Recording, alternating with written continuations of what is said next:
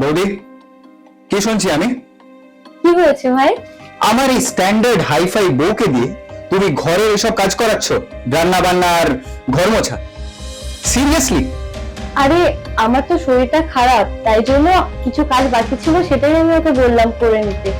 শোনো বৌদি, I don't care, তোমার যা ইচ্ছা হোক, যা পারে হোক, কিন্তু আমার বউকে কিন্তু এইসব ম্যাটারে ঢোকাবে না। আমি আরো দুজনেই তো এই বাড়ির বউ, তাই না? তাহলে আমিও তো সমস্ত ধরনের কাজই করি, আর দুজনে মিলে কাজটা করে নিলে অনেকটা সহজ হয়, তাই না? তোমাদের বাড়ির যার কাজ করার হয় করো, কিন্তু আমার বউকে কোনোভাবে ইনভলভ করবে না তোমাদের কাজে। আমার বউ এখন পড়াশোনা করছে, ও পড়াশোনা করবে, বাস। কোনো রকম ডিস্টারবেন্স আমার যদি বউর আমি শুনি, তাহলে কিন্তু খুব খারাপ হয়ে যাবে বৌদি, আমি বলে দিচ্ছি তোমাকে। আরে ভাই শোনো, আমি ওকে সমস্ত কাজ করতে বলিনি, আজকে আমার শরীরটা খারাপ তাই জন্যই ওকে বললাম। আর ঘরে তো অনেক কাজ, বলো, সব ধরনের কাজ করাইও না, আমি তো নিজেই বেশি কাজ করি। আজকে আমার শরীরটা ভালো নয়, তাই জন্যই ওকে বলেছিলাম। বাকিরা বুঝে নেবে, কিন্তু একে কোনোভাবে ডিস্টার্ব করা যাবে না। আচ্ছা ঠিক আছে, প্রবলেমটা কোথায়? বৌদি বলেছে আমি তো একটু হেল্প করে দিয়েছি। তুমি যত কাজ করতে থাকবে না, এরা আরো তোমাকে দিয়ে কাজ করাবে। ওই জন্য বৌদি বলে দিচ্ছি, লাস্ট টাইম, আমি যেন না শুনি যে একে দিয়ে কোনো রকম কাজ করানো হয়েছে। আচ্ছা ভাই ঠিক আছে, আমি আর ওকে কোনো কাজ করতে বলবো না, আমি করে নেবো। চলো আমার সাথে।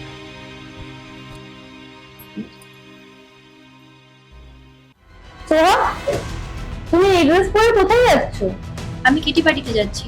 কিটি পার্টিতে যাচ্ছ এই ড্রেস পরে? আরে তোমার বিয়ে হয়ে গেছে, তুমি কি ভুলে গেছো সেটা? বিয়ে হয়ে গেছে বলে আমি শর্ট ড্রেস পরে ছেড়ে দেবো? শোনো আমার কথাটা, এই ড্রেস পরে যেও না, সোসাইটিতে একটা নাম আছে না আমাদের। শোনো বৌদি, তোমার নাম থাকতে পারে এই সোসাইটিতে, আর এই বাড়ির নাম থাকতে পারে, তাই বলে আমি আমার এই ড্রেসিং চেঞ্জ করা কোনোদিনও ছাড়তে পারবো না। আর আমি যাচ্ছি, তুমি আমায় কোনোদিনও আটকাতে পারো না। বিরক্তিকর। ভাই, ভাই একটু শুনবে? আসছি। হ্যাঁ বৌদি, বলো। আচ্ছা তুমি কি জানো সোহা কোথায় গেল? ও একটা শর্ট ড্রেস পরে বেরোলো, আমাকে বললো কিটি পার্টিতে যাচ্ছে। তো কি হয়েছে, হোয়াটস ইওর প্রবলেম বৌদি? তুমি ওকে একটু বোঝাও, দেখো সোসাইটিতে আমাদের একটা নাম আছে, তো সেখানে ও এরকম যদি শর্ট ড্রেস পরে যায়, ওকে কি বলবো বলো? আর তোমাকে একটা কথা বলি, তুমি এতটা ওকে ছাড় দিও না, পরে বুঝতে পারবে। শোনো, ফার্স্ট অফ অল তুমি নিজের থটস চেঞ্জ করো। এরকম চিপ মেন্টালিটি এই 21st সেঞ্চুরিতে? সিরিয়াসলি? আমার ওয়াইফ, আমি ভালো বুঝবো, আমি ওকে ভালোবাসি, ও আমাকে ভালোবাসে, ও যা ইচ্ছা করবে আর আমি তাকে সাপোর্ট করেছি, বাস। তাতে তোমার কোনো কমেন্ট আমি সহ্য করব না। সো প্লিজ নিজের চরকায় তেল দাও। আসছি। শোনো, দাঁড়াও। কোথায় গেছিলে তুমি? কিটি পার্টিতে গেছিলাম। Kitty party? শোনো, আমি খবর নিয়েছি, খোঁজ নিয়েছি, ঠিক আছে? কোনো কিটি পার্টি ছিল না ওখানে। কে বলেছো তোমাকে এই কথা? ওটা ইম্পর্টেন্ট নয়, আমাকে তুমি সত্যি করে বলো তুমি কোথায় ছিলে। আসলে আমি একটা ছেলের সাথে দেখা করতে গেছিলাম। ফ্রেন্ড? ফেসবুকে কয়েকদিন আগে একটা ছেলের সাথে আমার আলাপ হয়েছে, আর সেটা বেশ ভালোই বন্ধুত্ব হয়েছে, তাই দেখা করতে গেছিলাম। তোমাকে বললে তুমি নিশ্চয়ই আমাকে যেতে দিতে না। অবভিয়াসলি যেতে দিতাম না, আমি তোমার হাজবেন্ড হই, ভুলে যাচ্ছ নাকি? এরকম রিয়াক্ট করার কিছুই হয়নি, ওটা তো তোমার ফ্রেন্ড হয়, তাই আমি দেখা করতে গেছি। ইউ আর ম্যারিড নাও, মাথা কি খারাপ আছে তোমার? যে কোনো একটা উটকাট যে কোনো ছেলের সাথে তুমি বেরিয়ে যাবে, তাও আবার ফেসবুকে? তাতে কি হয়েছে? ফেসবুকে তো সবাই সবার বন্ধু।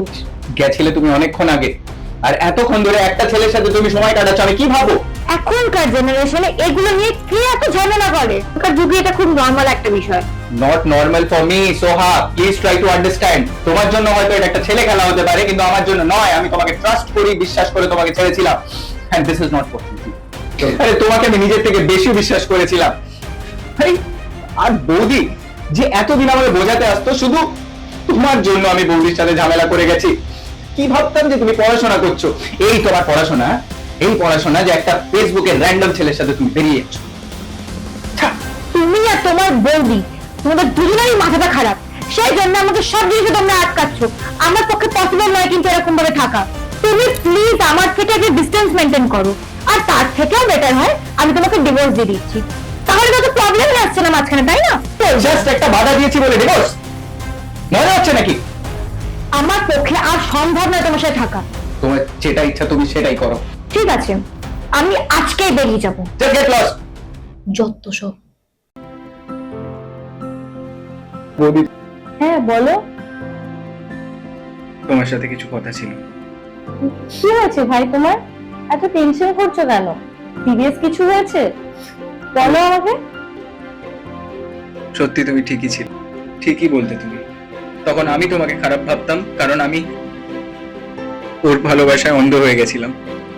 আমি ওকে নিজের থেকেও বেশি বিশ্বাস করেছিলাম, কিন্তু না, আজকের ওর ডিভোর্স অব্দি কথা তুলেছে। ইমাজিন। আরে ঠিক আছে, তুমি এত টেনশন করো না। দেখো, এটা তো হওয়ারই ছিল। আমি তোমাকে আগেও অনেকবার বোঝানোর চেষ্টা করেছিলাম, কিন্তু তুমি তখন কিছুই বোঝোনি, আর আমার কোনো কথা তো শোনোই নি তখন। আরে তো ভালোবাসাটা কি অন্যায়? শুধু ভালোই তো বেসেছিলাম, বিশ্বাস করেছিলাম, তাই জন্য অন্ধ। তোমার তখন ওকে একটু সামলানো দরকার ছিল। আমি তোমাকে অনেকবার বলেছিলাম। তোমার কথাই মানা উচিত। যাই হোক, যেটা হয়েছে হয়ে গেছে, এগুলো নিয়ে আর টেনশন করো না। আর বৌদি, তোমাকে যদি আমি সত্যি অনেক কষ্ট দিয়েছি, আমি জানি, তার জন্য আমি আজকের হাত তুলে তোমার থেকে ক্ষমা চাই। প্লিজ আমাকে ক্ষমা করে দিও। আরে ঠিক আছে, এগুলো কোনো ব্যাপার না। তুমি তোমার নিজের ভুলটা বুঝতে পেরেছো, এটাই অনেক। আচ্ছা ছাড়ো এসব, আরো গিয়ে চা খাবে? চা বানিয়ে নিয়ে আসি। তোমার সেই হাতের জাদু, তাই করো বড়। দাঁড়াও, আমি চাই।